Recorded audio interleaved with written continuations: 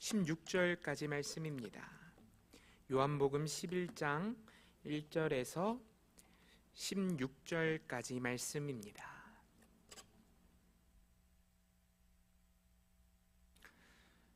어떤 병자가 있으니 이는 마리아와 그 자매 마르다의 마을 베다니에 사는 나사로라.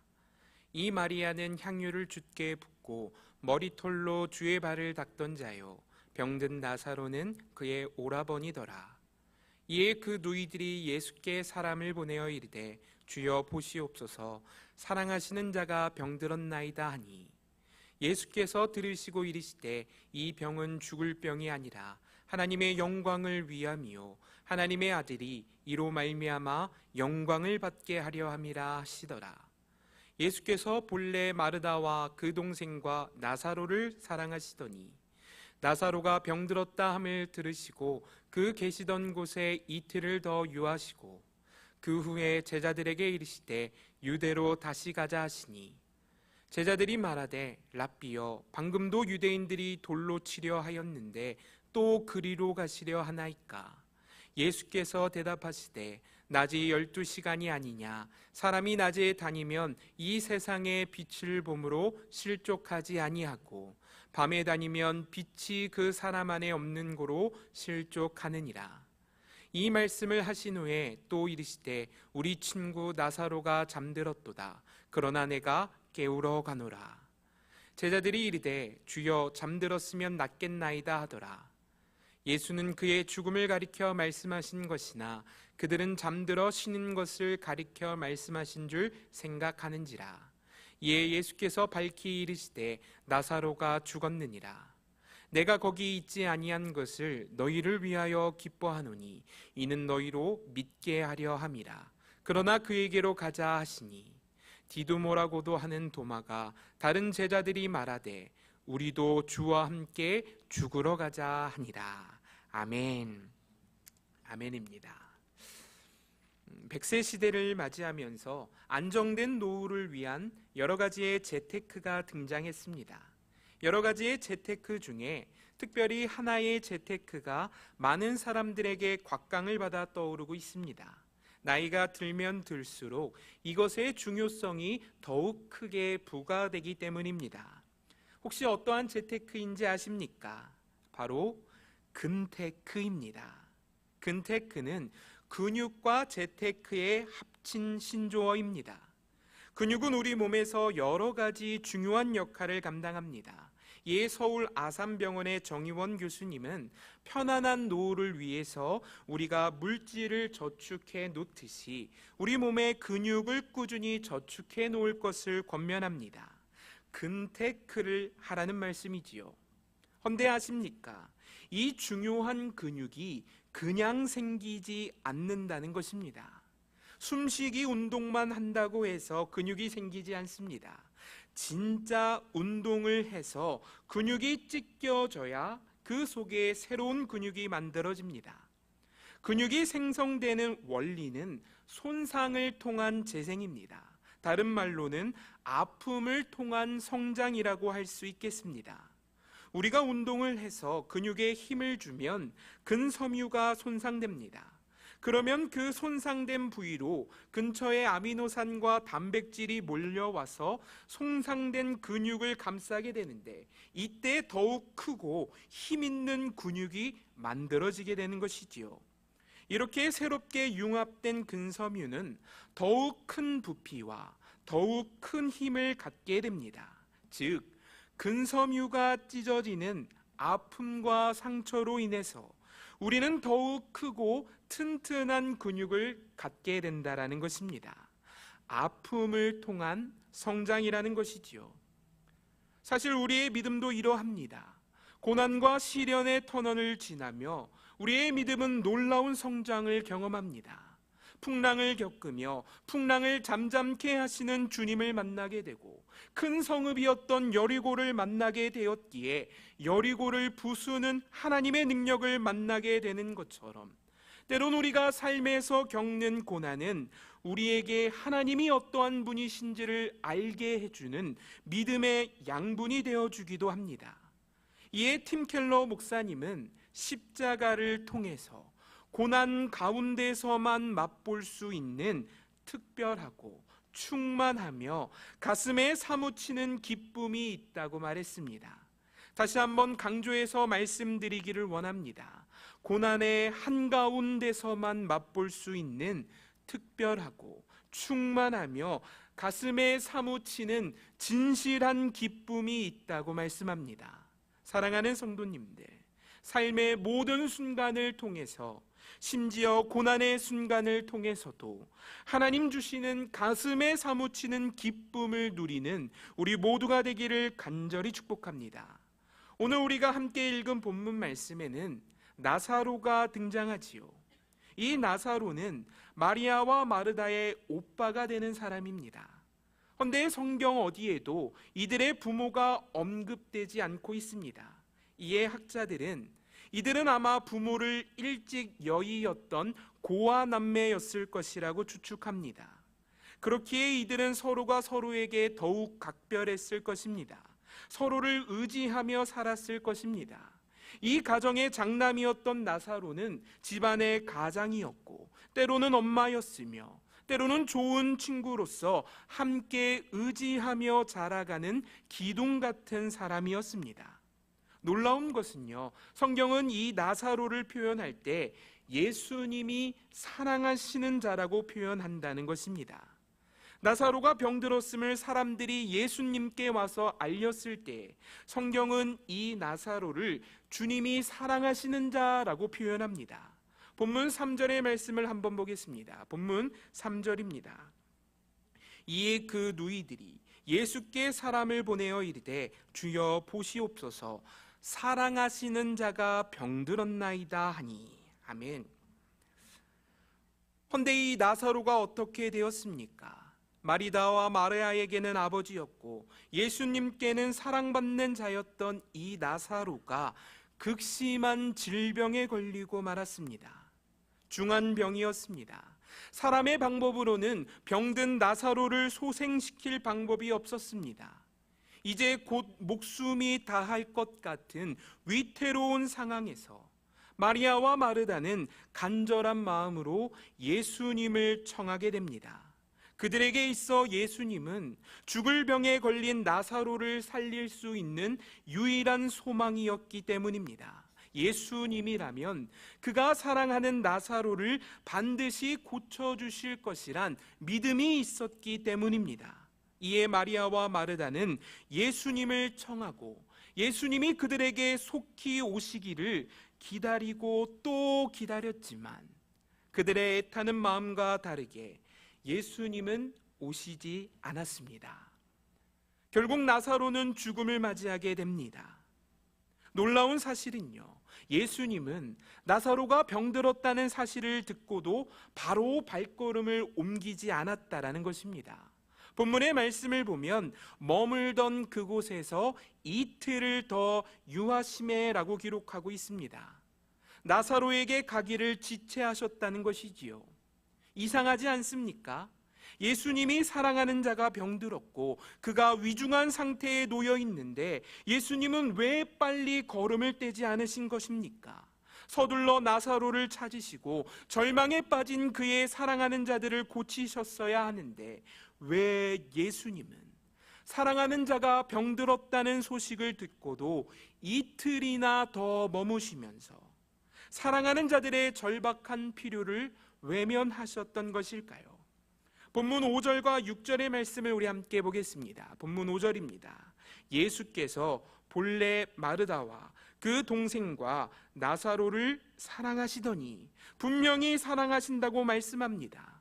그런데 이어서 6절 말씀을 보면 나사로가 병들었다 함을 들으시고 그 계시던 곳에 이틀을 더 유하시고 예수님이 나사로에게 가기를 지체하셨다라는 것입니다. 그 이유가 무엇일까요? 예수님은 왜 지체하셨던 것입니까? 우리가 오늘 본문을 통해 함께 나누고 싶은 첫 번째 교훈이 바로 이것입니다. 예수님은요, 사랑하시기 때문에 지체하십니다. 다시 한번 힘주어 말씀드리기를 원합니다. 우리 예수님은요, 사랑하시기 때문에 지체하십니다. 오늘 본문 5절과 6절 사이에는 한글 번역에는 생략되어져 있는 헬라어 전치사가 하나 등장합니다. 헬라어 우운이라는 전치사인데요. 한번 PPT 화면 보여주시겠습니까? 네, 저 위에 우운이라는 전치사가 5절과 6절 사이에 들어가 있는 전치사입니다. 이 운이라는 단어는 그러므로라는 뜻을 가졌습니다. 즉 5절과 6절 사이에 그러므로라는 단어를 넣어서 본문을 읽어보면 예수께서 나사로를 사랑하시더니 그러므로 그 계시던 곳에 이틀을 더 유하시고 라고 해석이 가능합니다. 이 말이 무엇입니까? 그들을 사랑하시기 때문에 그러므로 지체하셨다라는 말씀입니다. 사랑하시기에 더 큰 믿음을 주시려고, 사랑하시기에 우리 믿음의 성장을 위해서 우리를 온 마음 다해 사랑하시기에 우리 주님은 응답하시기를 지체하셨다는 말씀입니다. 영국의 설교가 알렉산더 맥클라렌은 이것을 하나님의 지체된 사랑이라고 표현합니다. 하나님의 지체된 사랑이라는 것이지요. 사랑하는 성도님들, 사실 그렇습니다. 부모는 때때로 자녀들의 간곡한 요청을 거절하기도 하고 또 자녀들을 시련과 아픔이 있는 곳에 잠시 내버려 두기도 합니다. 그것이 자녀들에게 더욱 유익할 때 그렇게 하지요. 우리 예수님도 그렇습니다. 예수님의 능력이라면 멀리서도 나사로의 병을 고칠 수 있었습니다. 지금 당장 사랑하는 자들의 부르짖음에 응답하실 수 있는 능력의 주님입니다. 허나 예수님은 참으시지요. 바로 응답하지 않으십니다. 이 지체하는 시간을 통해서 죽음을 이기시는 예수 그리스도의 모습을 그들에게 알게 하시기를 원하셨기 때문입니다. 가령 저의 경우도 그렇습니다. 조금 부끄러운 이야기이지만요, 저는 중학교 때까지 제가 가진 지적인 이미지와는 다르게요 그닥 공부를 좋아하는 학생이 아니었습니다. 그런데 고등학교에 들어가서 공부를 해보려 하니까 너무 힘이 드는 것입니다. 검은 것은 글자고 하얀 것은 종이일지인데 아무리 읽어보아도 도무지 무슨 말을 하는 것인지 이해가 가지 않았습니다. 끝내 저희 부모님께서는요, 저를 공포의 기숙학원으로 보내셨습니다. 지금도 생각하면 아찔합니다. 남양주에 있었던 스파르타 기숙학원이었는데요, 얼마나 호되게 훈련을 시켰는지 모릅니다. 아침 6시면 학생들을 깨워서 운동장을 3바퀴 돌린 후에 밤 10시까지 책상에 앉혀서 공부를 시켰습니다. 물론 중간중간 쉬는 시간이 있었지만 하루 종일토록 의자에 앉아서 공부를 하려니까 얼마나 좀이 쑤시고 힘들었는지 모릅니다. 그때 당시 저에게는요, 그 기숙학원이 공포와 고난의 현장이었습니다. 이곳에서 빨리 벗어나기를 얼마나 간곡히 바랬는지 모릅니다. 그런데 어떠합니까? 저희 부모님은 간곡한 저의 요청에도 불구하고 10주가 다 지난 후에야 저를 데리러 오셨습니다. 부모님께서 저의 부르짖음을 외면한 이유가, 저를 그곳에 두었던 이유가 제가 싫었기 때문입니까? 제가 고통을 받고 괴로워하는 것을 기뻐하셨기 때문입니까? 아니었지요. 이 고통의 공간에 잠깐 저를 내버려 두셨던 이유는 저를 사랑하시고 제가 성장하기를 바라셨기에 그곳에 저를 두었던 것입니다. 사랑하는 성도님들, 사실 우리의 삶도 이러합니다. 하나님이 이스라엘 백성을 메마른 광야로 인도하신 것은 광야를 통해 그들이 배워야 하는 것이 있었기 때문입니다. 하나님은 광야와 같은 고난과 아픔을 통해 그들에게 하나님이 어떠한 분이신지를 알려주고 싶었습니다. 결국 메마름과 고통의 땅이었던 광야는 이스라엘 백성에게 있어선 하나님의 돌보심과 능력을 경험할 수 있는 은혜의 장소가 되었습니다. 때론 하나님은 우리에게 은혜를 알게 하시기 위해, 사랑을 알게 하시기 위해, 긍휼과 자비를 알게 하시기 위해, 그 크신 능력을 깨닫게 하시기 위해서 응답하시기를 지체할 때가 있습니다. 본문에 예수님께서도 이렇게 말씀합니다. 본문 15절 말씀입니다. 본문 15절입니다. 내가 거기 있지 아니한 것을 너희를 위하여 기뻐하노니 이는 너희로 믿게 하려 함이다. 그러나 그에게로 가자 하시니. 아멘. 예수님이 이틀을 지체하셨던 이유는 그의 사랑하는 자들이 주님을 향한 믿음 위에 온전히 세워지기를 바라셨기 때문입니다. 사랑하는 성도님들, 예수님이 지체하시는 이 이틀의 시간을 믿음으로 기다릴 수 있는 우리가 되기를 간절히 축복합니다. 때로는 이 지체하심이 이틀이 될 수도 있고 3일이 될 수도 있고 혹은 수년이 될 수도 있겠습니다. 이 기다림의 시간이 아픔이 되고 고통이 되며 견디기 힘든 절박한 순간이 될 수도 있겠습니다. 숨이 턱끝까지 차오르는 정말 숨가쁜 시간이 될 수도 있겠습니다. 허나 사랑하는 성도님들, 간절히 축복합니다. 이 모든 기다림의 시간을 믿음으로 견디어내는 우리가 되었으면 좋겠습니다. 소망으로 견디어내는 우리가 되었으면 좋겠습니다. 삶의 고난과 아픔으로 인해서 찢어지고 터지고 갈라진 상처 위에 주를 향한 믿음이 더하여 지면 우리는 더욱더 아름다운 예수를 닮은 그리스도인으로 온전히 서 나아가게 될 것입니다. 잘 견디어냅시다. 주님이 침묵하신다 하여 우리를 버리신 것이 결코 아닙니다.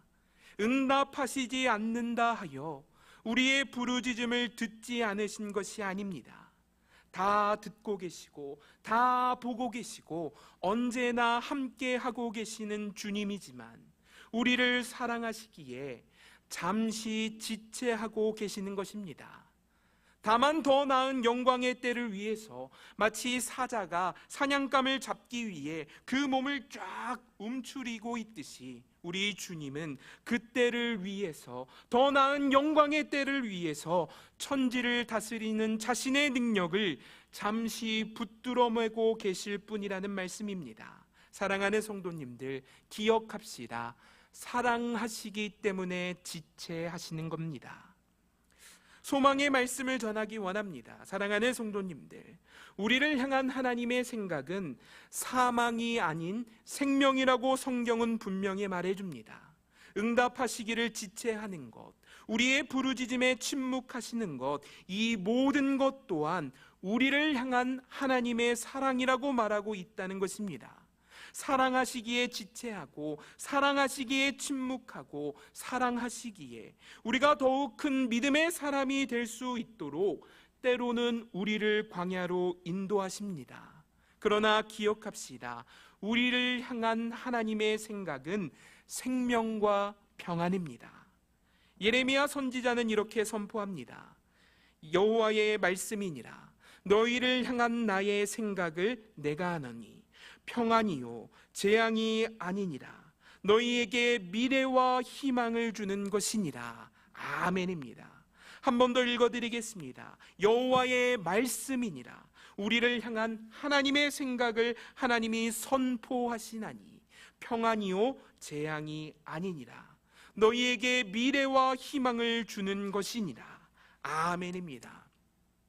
우리를 향한 하나님의 모든 응답은 재앙이 아닌 평안이요 절망이 아닌 미래와 희망이며 고난으로 감추어진 놀라운 축복입니다.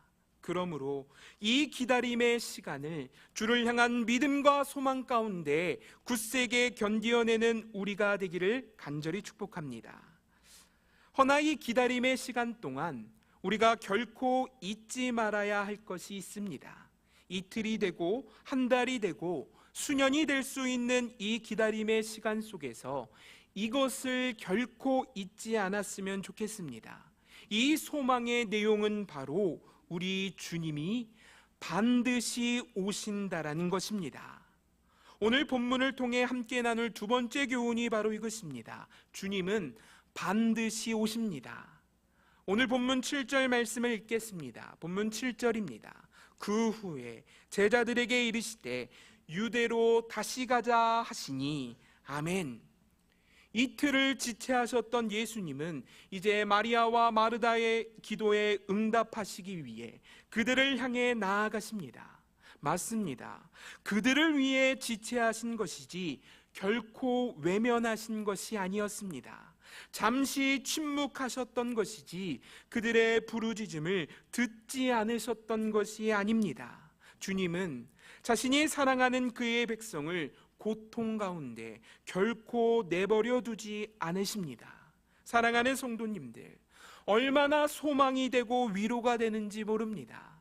제가 우리 사랑하는 성도님들을 향해서 고난 가운데 있다 할지라도 잘 견디어 주시기를 바라고 또한 선포하고 소망하는 이유가 바로 이것입니다.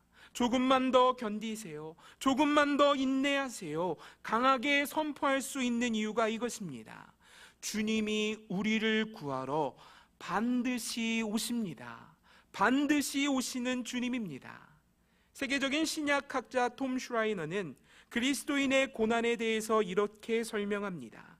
믿는 이들도 고난을 겪는다. 허나 그 고난은 일시적이다. 잠시뿐이다. 주님이 그들을 찾고 또 찾으시기에 그들에게는 그들을 반드시 찾아오시는 예수 그리스도가 계시기 때문에 그들의 아픔과 고통과 슬픔과 눈물과 모든 질병은 잠시뿐이다. 그들에게 영원한 것은 기쁨뿐이다. 우리의 아픔과 고통과 슬픔과 눈물과 모든 질병은 잠시뿐입니다. 그렇다면 우리에게 영원한 것이 무엇입니까? 기쁨이요, 희락이요, 찬송이요, 감사요, 은혜가 되는 것을 믿음으로 고백합니다. 맞습니다. 고난은 잠시뿐입니다. 저는 본문의 말씀을 묵상하면서 나사로의 죽음을 대하는 예수님의 모습에 정말 큰 은혜를 누렸습니다.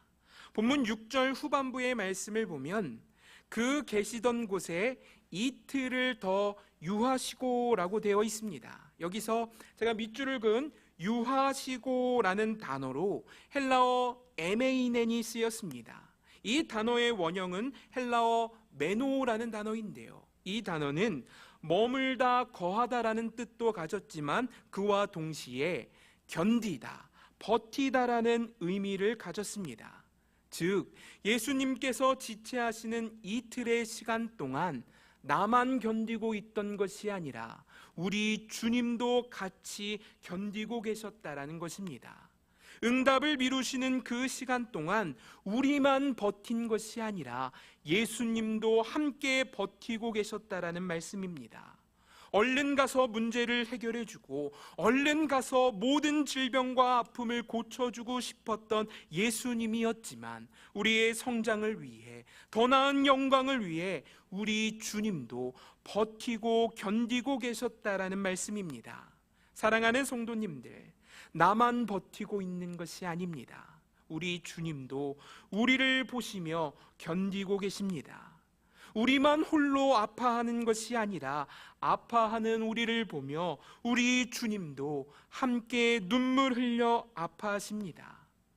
제가 예수님의 이 마음을요, 아이들을 데리고 그 충치 치료하러 가서 비슷하게 느꼈습니다.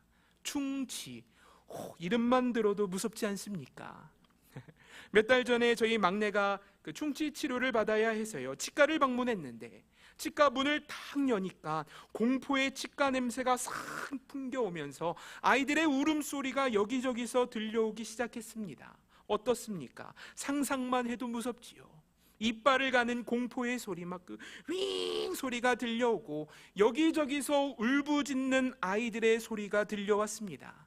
이제 치료할 순번이 되어서 안쪽 치료실에 막내 딸아이를 들여보내고 밖에서 기다리고 있었습니다. 그때 제 마음이 어땠을까요? 발을 동동 구르면서 얼른 아이를 데리고 당장이라도 이 공포의 장소를 벗어나고 싶었습니다. 허나 아이가 치료를 받아야 하니까, 아이에게 유익한 것이기에 밖에서 견디고 또 견뎠습니다. 끝내 아이의 치료가 끝나고 나서는요, 얼른 들어가서 아이를 데리고 나왔습니다. 조금도 지체하지 않았습니다. 그 공포의 자리를 하루속히 벗어날 수 있도록 지체함 없이 아이를 데리고 나왔다라는 것입니다. 사랑하는 성도님들, 우리를 향한 예수님의 마음이 이러합니다. 얼른 우리를 건지고 싶고 얼른 우리에게 구원 베푸시기를 원하십니다. 당장이라도 우리를 부르시어 그 영원한 나라에서 얼굴과 얼굴을 대하여 교제하기를 원하시는 주님입니다. 허나 우리가 알아야 할 것이 있고 배워야 할 것이 있고 경험해야 하는 놀라운 주의 은혜가 있기 때문에 그때를 기다리고 계신다는 말씀입니다. 결국 그때가 차면 예수님은 반드시 우리를 구하러 오십니다. 믿으시면 아멘 합시다. 반드시 오시는 주님입니다. 세상 어떤 이가 막아서도, 홍해가 막아서고 광야가 막아서고 여리고가 막아서도 만리장성이 막아서도 뚫고 들어와서 반드시 우리를 찾으시는 주님입니다. 오늘 본문의 상황도 그러합니다. 예수님이 유대로 가자 하니까 제자들이 무엇라고 말합니까? 본문 8절을 한번 보겠습니다. 본문 8절입니다. 제자들이 말하되 랍비여, 방금도 유대인들이 돌로 치려 하였는데 또 그리로 가시려 하나이까? 유대 땅에는 예수님을 대적하는 이들이 많았습니다.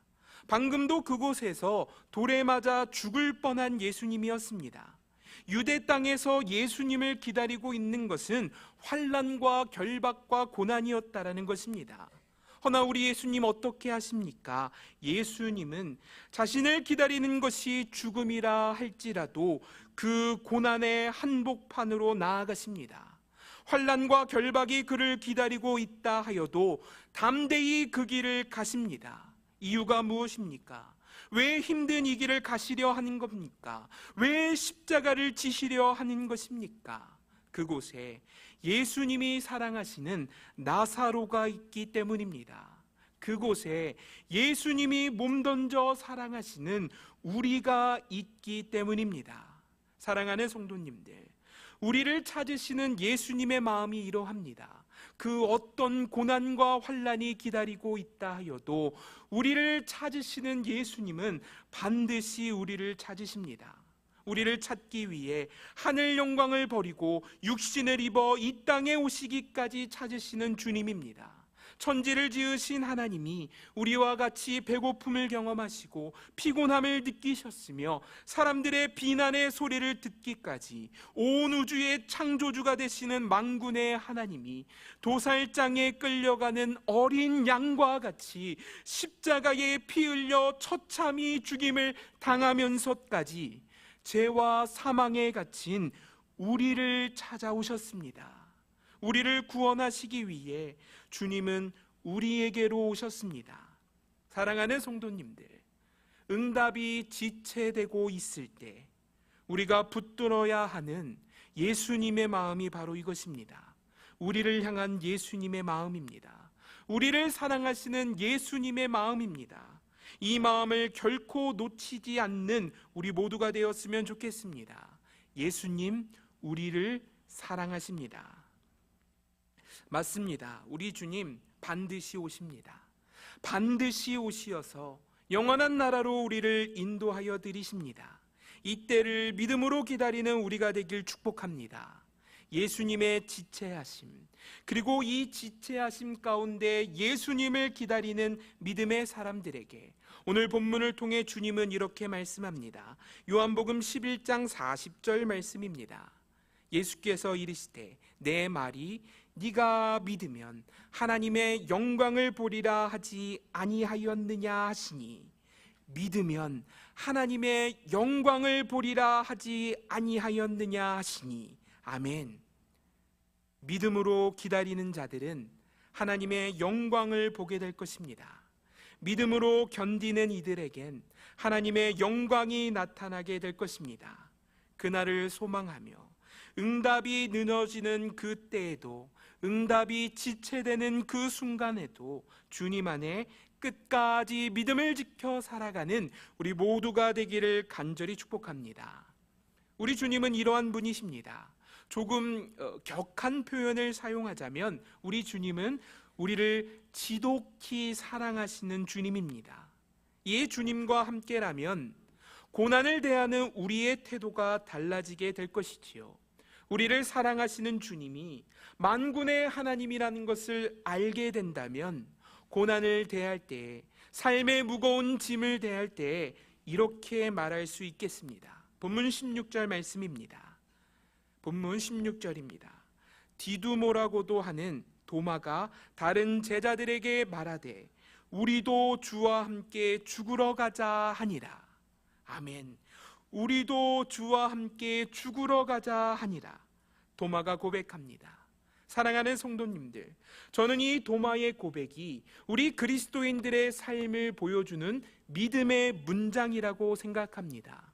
우리의 삶을 표현해주는 문장입니다. 우리는 주와 함께 죽음으로 나아가는 자들입니다. 죽음이라는 고난을 향하는 자들이지만, 죽음이라는 삶의 끝을 향해 나아가는 자들이지만, 우리는 홀로 외로이 걷는 자들이 아니라 주와 함께 하는 자들이라는 것입니다. 다시 한번 믿음으로 고백합니다. 우리는 죽음이라는 삶의 모진 파도를 예수와 함께 맞는 자들입니다. 중요한 것은 주님이 우리와 함께 하신다는 놀라운 사실이지요. 사랑하는 성도님들, 혼자 가지 마시고 주님과 함께 나아갑시다. 혼자 가면 큰일 납니다. 저 거친 풍랑을 혼자 맞지 마시고 주님과 함께 맞을 수 있는 우리가 되었으면 좋겠습니다. 예전에 저희 어머니께서 아버지를 모시고 병원에 가셔야 하는데, 어머니께서 이제 초보 운전대예요. 차를 이렇게 빼시고, 차를 빼시면 아버지가 타셔야 하는데 어머니가 그냥 출발하셨습니다. 아버지 때문에 병원을 가는 것인데 아버지를 놓고 가셨습니다. 아버지가 어머니께 전화를 드려서 어디 가고 있어? 그랬더니 저희 어머니가 말씀하시기를 남편이 아파서 병원 가고 있어, 이렇게 대답했다고. 남편이 아파서 병원 가는데 남편을 놓고 가셨습니다. 가장 중요한 것을 놓치신 것이지요. 사랑하는 성도님들, 맞습니다. 우리의 삶에 있어서, 신앙에 있어서 가장 중요한 것이 무엇입니까? 예수님과 함께 살아가는 것입니다. 예수님과 함께라면 우리 삶에 거친 풍랑이 있다 하여도 두려울 것이 없습니다. 우리와 함께 하시는 이가 풍랑을 잠잠케 하시는 하나님의 아들이 되시기 때문입니다. 하나님의 아들이 우리를 지키시고 보호하시며 친히 능력이 되어 주시기에 이 거친 삶의 바다 위를 담대히 걸어갈 수 있게 된다는 말씀입니다. 사실 제자들은 유대로 가는 것이 너무도 두려웠습니다. 유대인들의 핍박이 얼마나 거센지를 알고 있었기 때문에 주님과 함께 그 길을 가는 것이 너무도 두렵고 떨리는 길이었습니다. 주님과 함께 유대로 들어간다면 그들을 기다리고 있는 것은 환난과 핍박이었습니다. 쉽게 말해 호랑이 굴로 들어가는 것이었습니다. 그런데 본문의 도마가 어떠합니까? 그 길을 가겠답니다. 호랑이 굴로 들어가는 것인데 도리어 희망에 찬 목소리로 렛츠 고라고 말하고 있습니다. 좁고 협착한 가시밭길을 렛츠 고 하겠답니다. 어떻게 이것이 가능합니까? 환난과 결박이 기다리고 있는 그 길을 어떻게 기쁨으로 걸어갈 수 있겠습니까? 주님이 함께 하시니, 나를 사랑하시는 주님이 함께 하시니 죽음의 자리까지도 렛츠 고라고 할 수 있었던 것이지요. 사랑하는 성도님들, 저는 우리 모든 성도님들의 삶에 고난이 없었으면 좋겠습니다. 우리의 삶에 기쁨과 평강만이 가득했으면 좋겠습니다. 그런데 저의 바람과는 다르게 우리의 삶은 참으로 어렵습니다. 가난을 마주하기도 하고요, 질병에 걸리기도 하고요, 의도치 않았던 여러 가지 문제를 마주하게 됩니다. 마치 유대에서 그들을 기다리고 있는 것이 환난과 결박이었던 것처럼 우리 날마다의 삶은 어찌 보면 환난과 결박을 향해 나아가는 것과 같습니다. 참 쉽지 않은 삶입니다. 그럼에도 불구하고 우리가 소망 가운데 감사함으로 이 주어진 삶의 현장을 렛츠 고 할 수 있는 이유는 주님이 우리와 함께 하시기 때문이지요. 절망을 소망으로 바꾸시며 우리 눈에 흐르는 눈물을 닦으시고 우리 안에 새로운 기쁨을 차고 흘러 넘치게 하여 주시는 고난 가운데에서도 숨막히는 기쁨을 허락하시는 주님이 우리와 함께 하시기 때문에 이 거친 삶을 담대히 맞을 수 있게 된다라는 말씀입니다. 사랑하는 성도님들, 주님과 함께 살아갑시다. 이왕 죽으러 가는 길이라면 주와 함께 죽으러 가는 우리가 되었으면 좋겠습니다. 혹시 퍼스트 펭귄 효과라고 들어보셨습니까? 퍼스트 펭귄 효과. 펭귄들은 물고기를 잡기 위해선 바다로 들어가야 합니다. 헌데 바닷속에는 상어, 범고래, 바다표범 등등 펭귄을 잡아먹는 무시무시한 천적들이 도사리고 있습니다. 펭귄들은 바다로 들어가서 사냥을 해야 하는데 천적들이 도사리고 있는 그곳으로 들어가는 것이 두려운 것입니다. 이에 펭귄 무리에서 아무도 나서지 못하고 머뭇거리고 있을 때 솔선수범하여 용감하게 바다로 뛰어드는 첫 번째 펭귄을 퍼스트 펭귄이라고 부릅니다. 이 퍼스트 펭귄은 바다로 뛰어들어가서 이곳이 안전하다는 것을 남은 펭귄들에게 보여줍니다. 그러면 후에 얼음 위에서 망설이던 다른 펭귄들이 퍼스트 펭귄을 따라 바다로 입수합니다. 맞습니다. 우리에게도 퍼스트 펭귄이 되어주신 분이 계십니다. 바로 우리 주님이지요. 우리 주님은 두려움과 근심에 갇힌 우리에게 찾아오시어 퍼스트 펭귄이 되어 주었습니다. 거친 바다로 뛰어들어가셔서 주와 함께하는 이곳이 안전하다는 것을 보여주셨고, 광야로 먼저 들어가셔서 주와 함께라면 메마른 광야라도 안전한 땅이 될 수 있음을 보여주셨고, 불 속에 뛰어들어갔던 다니엘을 통해, 사자굴 속에 뛰어들어갔던 다니엘을 통해서 하나님은 어느 곳에라도 주와 함께라면 안전하다는 것을, 깊은 감옥에서도 주와 함께라면 그곳이 안전한 곳임을 주님은 우리에게 몸소 보여주었습니다. 맞습니다. 사랑하는 성도님들, 우리 주님은 죽음에서 부활하심으로 주와 함께라면 죽음조차도 안전한 곳이 될 수 있음을 몸소 보여주었습니다. 믿음으로 고백합니다. 주와 함께라면 죽음조차도 안전합니다. 이에 주님을 온전히 믿고 따랐던 이들은 고난을 두려워하지 않는 담대함으로 주와 함께 거친 풍랑을 맞으러 나아갔습니다. 풀무불에 던져졌던 다니엘의 세 친구들이 그랬고, 골리앗을 향해 나아가는 다윗이 그랬습니다. 반드시 건지시는 주님이시기에 주와 함께 죽으러 가자 믿음으로 고백할 수 있었습니다. 믿음으로 고백합니다. 주님이 계신다면 그 어디나 안전한 곳이 되어줍니다. 예전에 제가 학교 기숙사에 있을 때요, 저희 기숙사에 수영장이 있었습니다. 그런데 이 수영장이 그 스쿠버 다이빙 훈련하는 수영장이었기 때문에 그 물의 깊이가 상당히 깊었습니다. 다이빙 대 밑에 있는 그 수영장의 깊이는 4m 60cm에 달했습니다. 얼마나 깊은지요? 바닥이 보이지 않을 정도의 엄청난 깊이였습니다. 근데 그때 당시 저희 그 두 돌도 안 되었던 막내딸이 다이빙 위에서 점프를 하는 것입니다. 두려움 없이 물속을 향해 점프합니다. 그 물의 깊이가 4m 60이 되는데, 자기 키에 그냥 몇 곱절이나 되는데 두려움 없이 그 깊은 물을 향해 나아갑니다. 어떻게 그것이 가능합니까?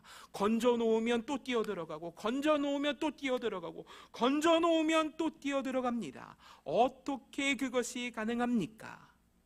아무리 빠져도 자기를 건져내는 아버지가 함께하고 있었기에 물의 깊이나 수영장의 크기가 전혀 두렵지 않았던 것입니다. 100번을 빠져도 100번을 건져내시는 아버지가 함께하고 있었기에 수영장의 깊이나 크기는 결코 두려움의 것이 되지 못했습니다. 사랑하는 성도님들, 죽음에서도 우리를 건져내시는 주님이 우리와 함께합니다. 우리 믿음으로 고백합시다. 아멘으로 화답합시다. 죽음에서도 우리를 건져내시는 주님이 우리와 함께 합니다. 무엇이 두려움이 되겠습니까? 이에 예수님은 요한복음 16장 33절을 통해 이렇게 선포합니다. 이것을 너희에게 이르는 것은 너희로 내 안에서 평안을 누리게 하려 함이라. 절망 중에도 고통 중에도 심지어는 죽음 앞에서도 평안을 누리게 하려 함이라. 그 이유는 바로 세상에서는 너희가 환난을 당하나 담대하라.